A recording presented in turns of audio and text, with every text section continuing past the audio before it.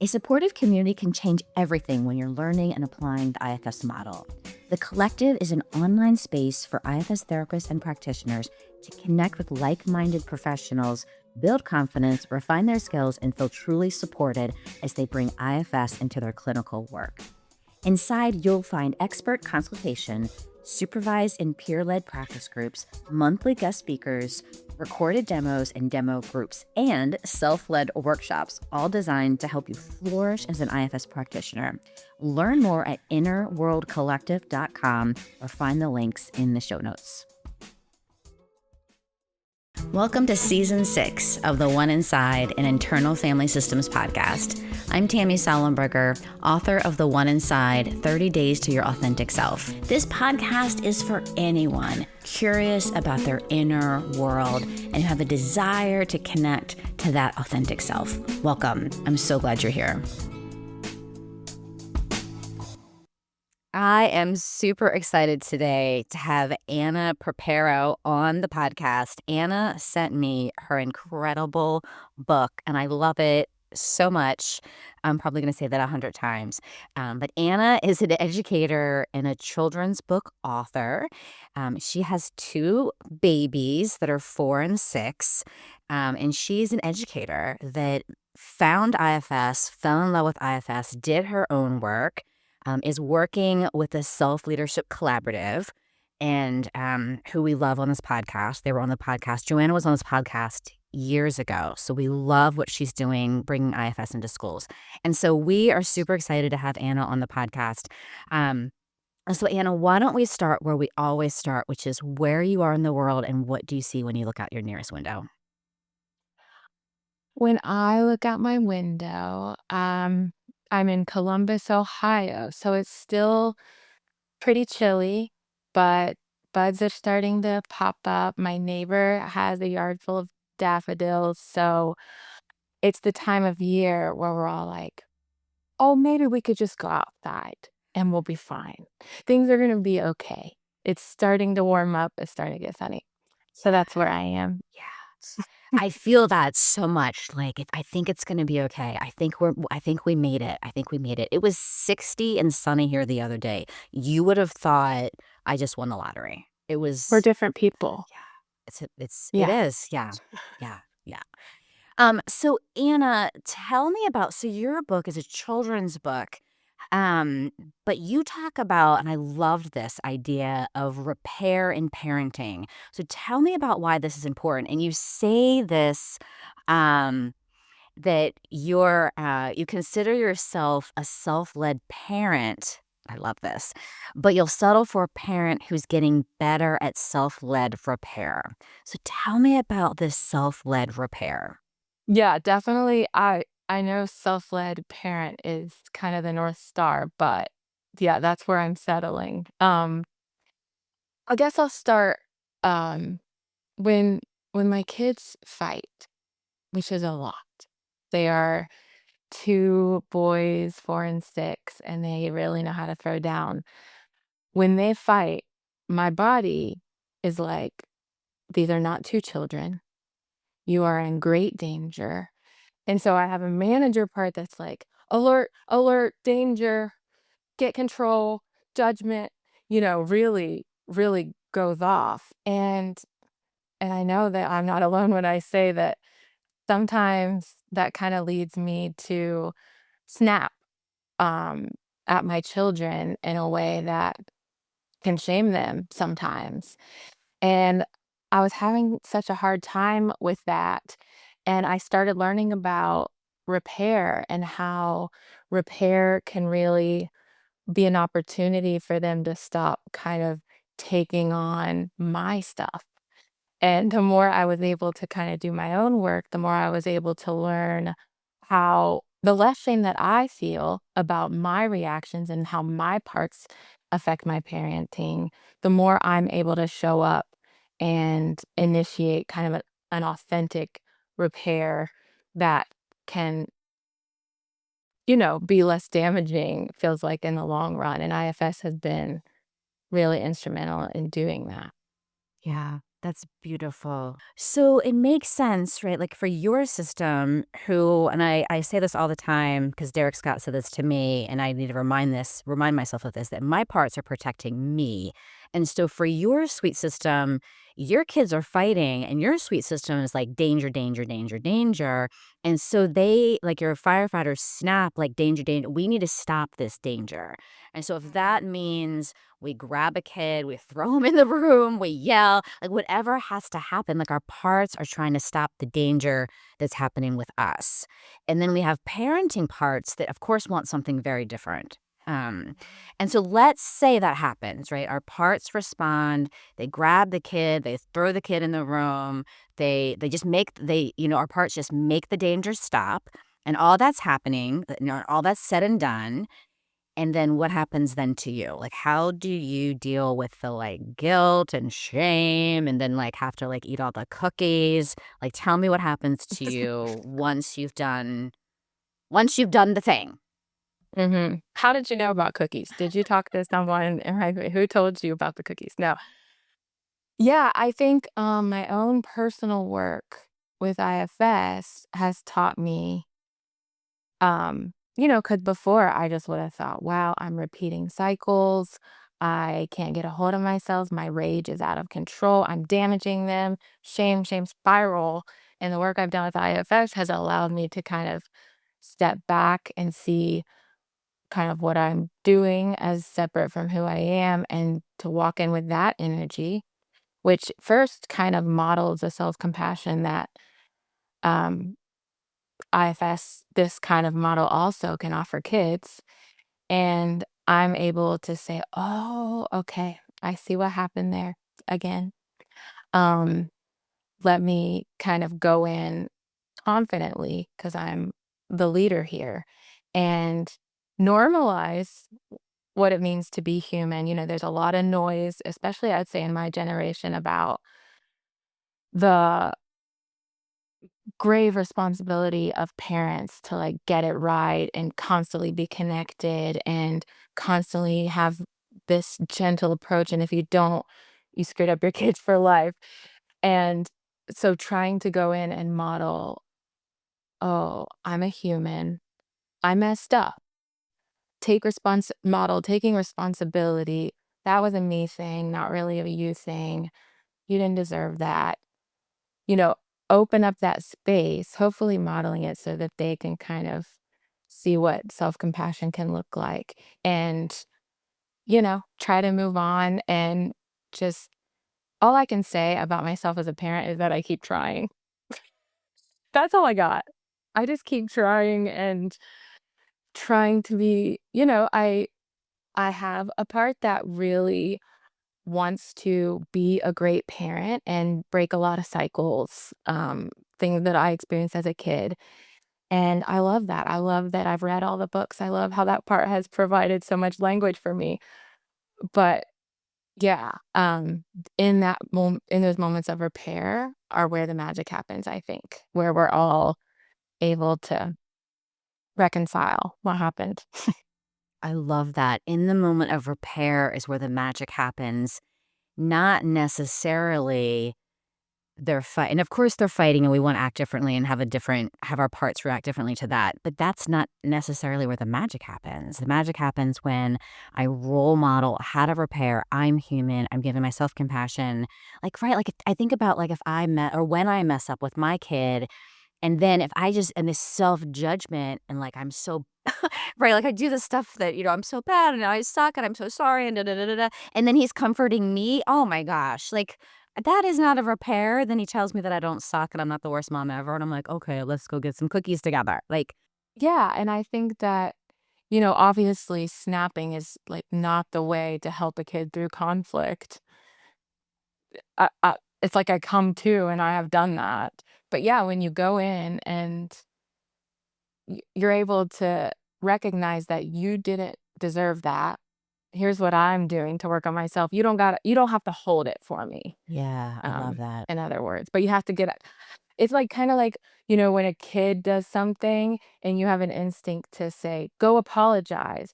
But a kid cannot apologize when they feel shame for what they did. They'll say no, or, they'll hide. Only when they have some distance from the incident are they able to apologize. And it's the same for me. If I'm in a shame spiral about what I just did, I'm not able to apologize authentically without kind of using them to make me feel better for what happened. Yeah. Yeah, and I love that too because it's like it's not an like, go apologize for something, like, "I'm sorry," and then you're like, "Are you Mhm. really sorry?" And all this stuff that you're like, "I would never do that as a mom," and you find yourself, like, doing that as a parent, and you're like, "Did I just say that?" Yep. Oh my Yep. goodness. I love that, I love that. The other thing that you say, and I love this too, and this feels like for parenting and just for every single relationship out there, but IFS as a way of being with one another. So tell me what that means, IFS as a way of being with one another. I love Yeah, that I would sentence. so I learned that from Self Leadership Collaborative, learning how, obviously IFS provides this pathway for really deep personal healing, but outside of therapy, one of the things that I think makes it so great is it's accessible, and it can kind of inspire a way that we can be with one another in our families or in our communities and schools specifically. Just learning about unblending, just learning about curiosity, just introducing what does it look like to switch from judgment to curiosity, and just kind of modeling the message that those friends inside may really need to hear. It really has created a culture shift in my family. And it's not like we're attending therapy together every week.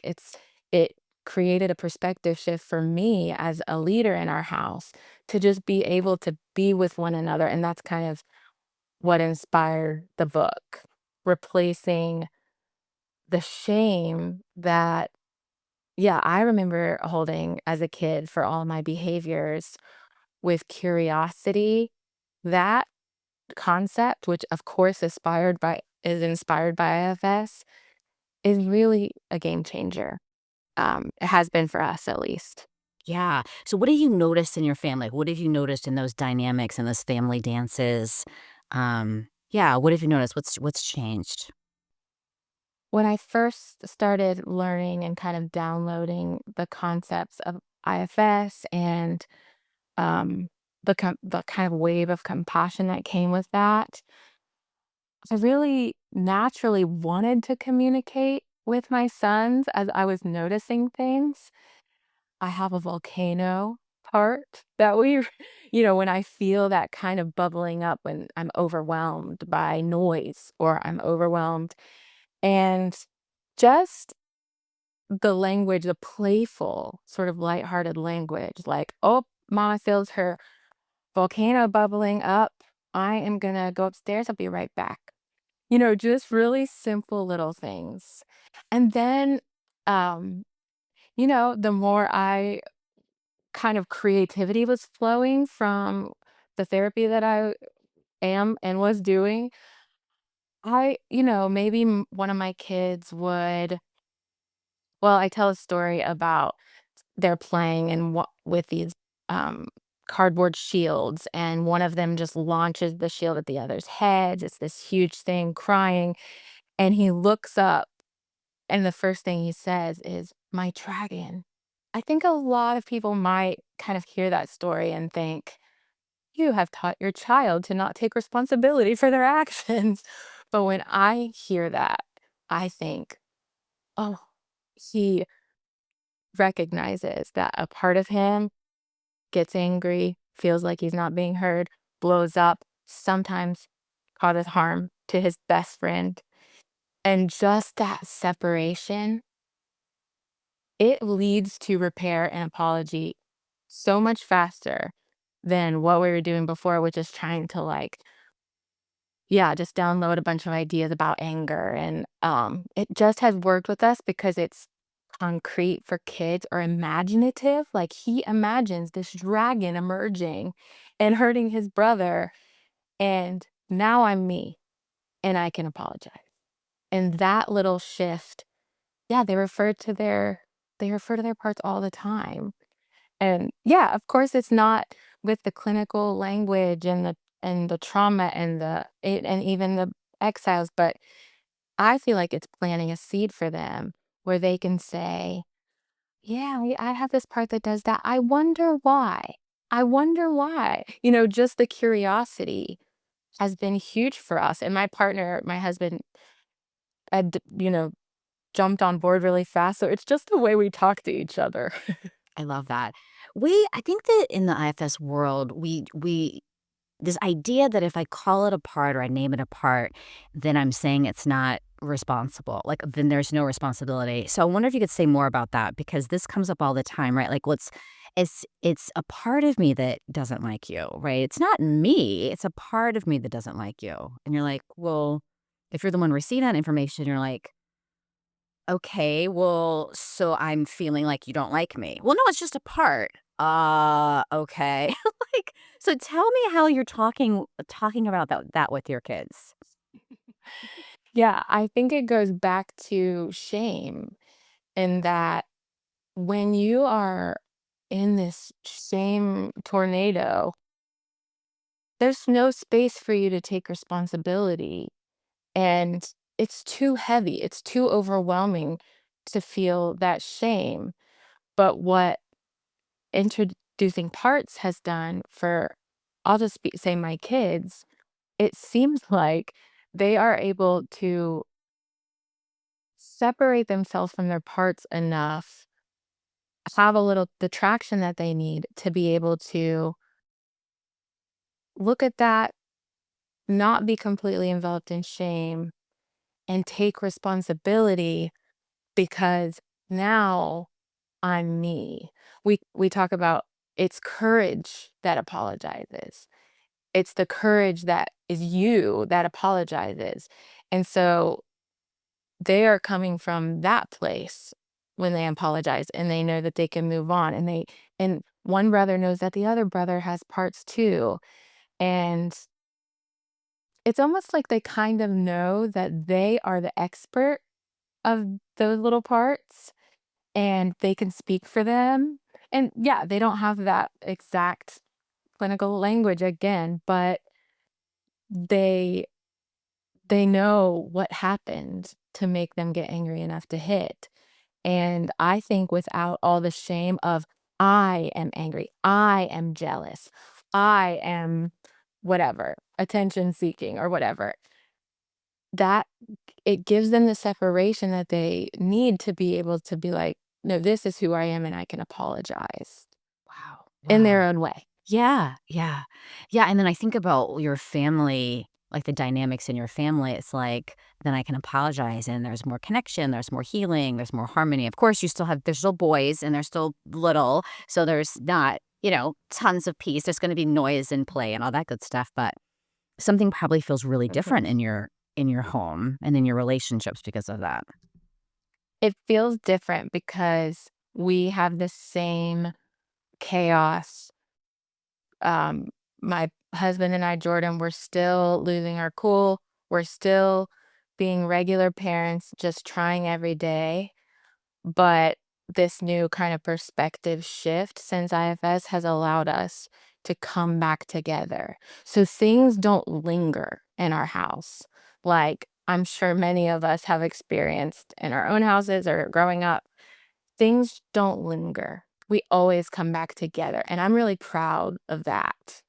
Not proud of all the, mistakes I make along the way, but I'm really proud that we all know how to repair. Yeah. Yeah, and I wonder if then there's less burdens, right? Like, there's less burdens being made or right, like, with your kids. I mean, they're gonna have burdens, of course, but if there's quick repair or if there's repair happening and such beautiful communication and such beautiful, like, talking about parts, and talking for parts, that then there's less burdens happening for everybody. I hope so. I hope so. Um, yeah, yeah. That's what it feels like. It feels like things are less heavy when we're able to do that. Yeah. Yeah, I love that. Before we talk about your great book and we talk about Elliot, tell me about your Paper City mentoring project, your nonprofit that you co-founded.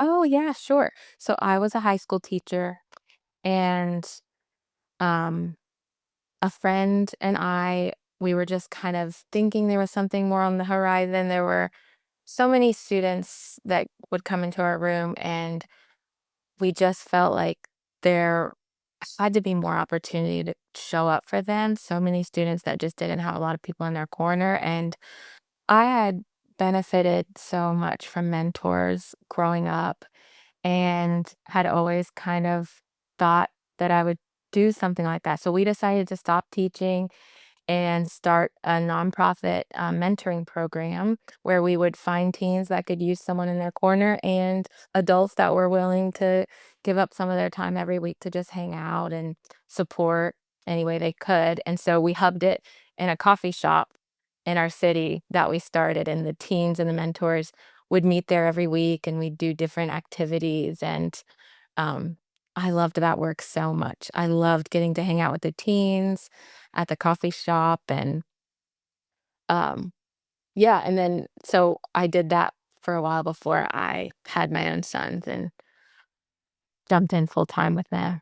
I love that because like having someone in your corner, like that's something that I think with teenagers, it's like you feel so alone and think about our parts, like how many of our parts, even our teenage parts, feel like there's nobody in their corner. And we don't give our teenage parts a lot of we just did an episode about this, about teenage parts and how teenage parts don't get a lot of our attention, right? Little kids get like, younger parts get a lot of attention, but our teenage parts don't get a lot of attention, and they don't feel like someone's in their corner. Yeah, it's almost like those teenage years just feel so, it's almost like we kind of become afraid of teenagers because they can be more temperamental and kind of reserved, and they are such incredible humans and have so much to offer. And yeah, we really wanted to try to kind of bridge that gap and just have more connection happening in the community with adults and teenagers. And it's still an operation, Paper City Mentoring Project. So I'm really proud of all the work that has been done for That's that. great. That's great. And teaching teens about IFS, right? If we could teach them the language of parts, I mean, think about what a huge I'm sure you've seen that, like what a huge difference that makes in their lives and in their families, even if their families aren't in therapy or even if their families don't know IFS, just having them use parts language makes a big difference for them.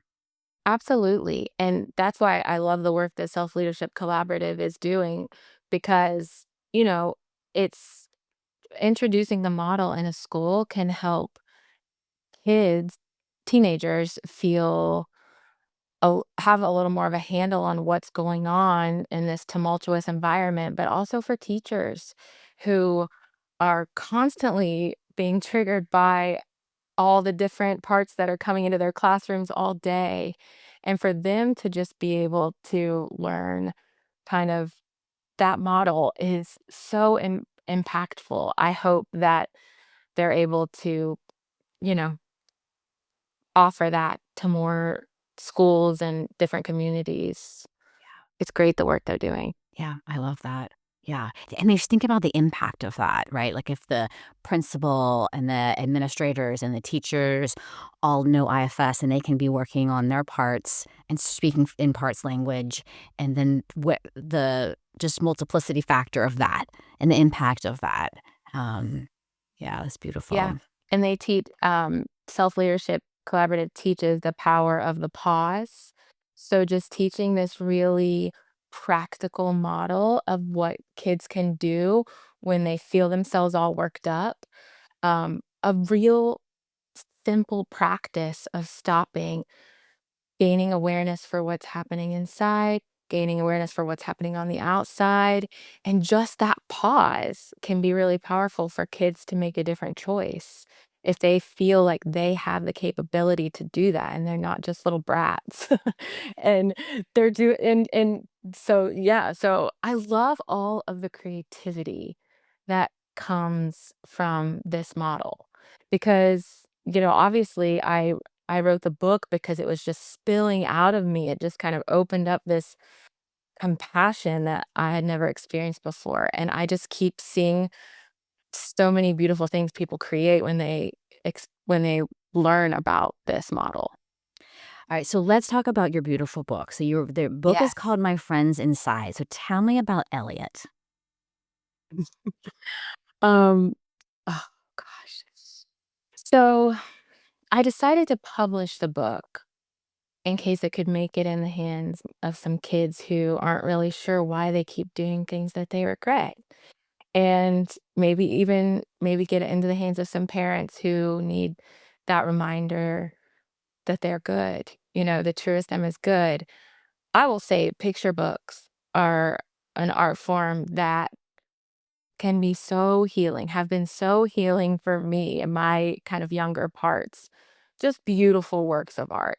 And so I decided to publish it for that. But I will say the process of writing the book was without that intention. It was for me. It was, I would learn something new about IFS in a therapy session.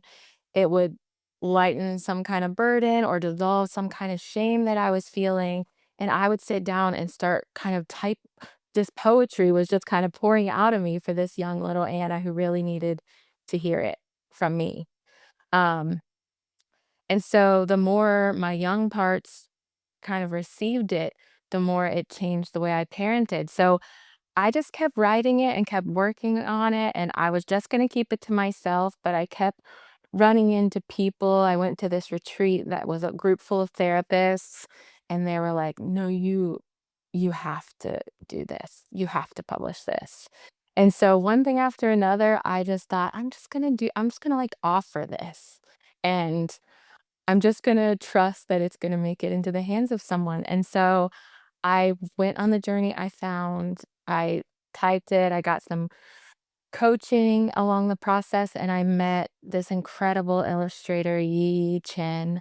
Um, was so lucky to find her and that she was completely on board with the project, and we just started working together, and in February, I published it, and it has been so cool going into schools in my community, and just reading it to kids, and I love reading to kids anyway, and just to see them kind of light up, maybe a little kid a few weeks ago, I had a kid walk up to me after I read it, and he was like, "Smart."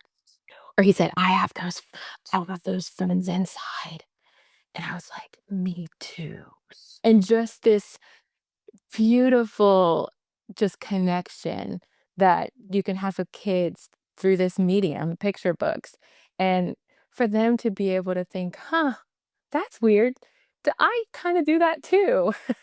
And it's been such a gift to go into schools and read it to kids.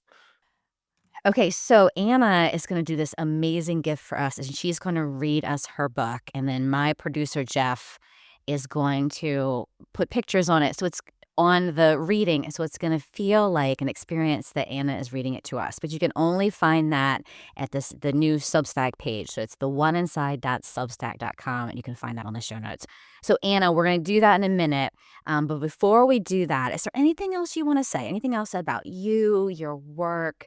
Parenting, anything else you think people need to know? Yeah, I keep thinking back to how creativity can really come when you start doing your own work, when you are able to make space for the creativity that can flow from that. The world needs it. The world needs it right now. And so I'm so grateful that people encouraged me along the way to share what moved me. And I really hope people can do that. I think the beauty of children's books too is that you really have to understand something deeply in order to communicate it to a child. And so I think there's really something beautiful there about us connecting with kids, listening to kids, getting kind of to the essence of truth that we all need to hear. And that's what this process has really been for me. Hmm. I love that. I also love that you have a beautiful note to the parents at the end. So it's not like parents that you feel like you have to know IFS or teachers or whoever you're reading it to. Not that just parents will read it, but that you need to know IFS. Like, no, you actually give everything that someone would need to be able to read this book and help just understand it. I don't think you need to understand it, but because you do such a good job with it. But there is a great note at the back, which I appreciated. I thought that was great. Good idea. Thank you, thank you. Yeah, I wanted to make sure it felt accessible because I'm not a clinician, I'm not trained. This is just kind of my response, and I think that is available to everybody. So thank you for saying that. Yeah. Thank you, Anna. All right. So, before we have you read the book, tell me if you had to do something different in your life, what would you do? What would you do instead of all the stuff that you do now? You know, it's interesting because I'm really in a transition time in my life. My kids are going back to school. So I really do feel kind of, yeah, thank you for asking. What am I going to do? And I am always going back and forth between should I be doing deep healing therapy work? Should I go back to school or should I like have a children's bookstore on the beach? So That, that, that. yeah, I feel like that's just That's me. what you I'm should just do. constantly like, I want to be in the deep. Also, I just want to watch Real Housewives. So, somewhere in between there is where I'll land. But yeah, I do daydream about what it would be like to have like a bookstore, coffee shop somewhere near the water, and people would come in and I would help them find a book. And then yeah. But I wanna be, I wanna be in the room where people are being transformed too, so I don't know if I can have both. Yeah. I think you can have both because I feel like you could have people like that coffee shop, bookstore can be a place where people transform. They're just transformed in a different way. Yeah, yeah. Okay, I'll I do love it. it. Do it. Yeah, please do it. I'll come. I'll come hang out with you. Okay. All right, Anna, thank you for this. I'm super excited for this book. I'm glad your book is out there. It's beautiful and excited for what's going to happen with you. So you got to stay in touch with me. Yes, thank you so much for having me, Tammy, I really appreciate it. Thanks for hanging out with us today. If you enjoyed this episode, I'd love it if you left a rating, a review, a like, comment, share with your family, your friends. That would mean so much to me. My book is available at your favorite independent bookstore or on Amazon. You can visit my website, tammysalenberger.com, or you can download a free Get to Know a Should part of you. You can follow me at IFS Tammy on Instagram and at The One Inside on Facebook and on YouTube. Jeff Schrum co-produces The One Inside, and I am forever grateful for Jeff. Also thankful for Jack Reardon for creating the music, and just thank you for listening. 6 seasons, over 1 million downloads. I cannot tell you how much I appreciate you in this community. I'll see you next time.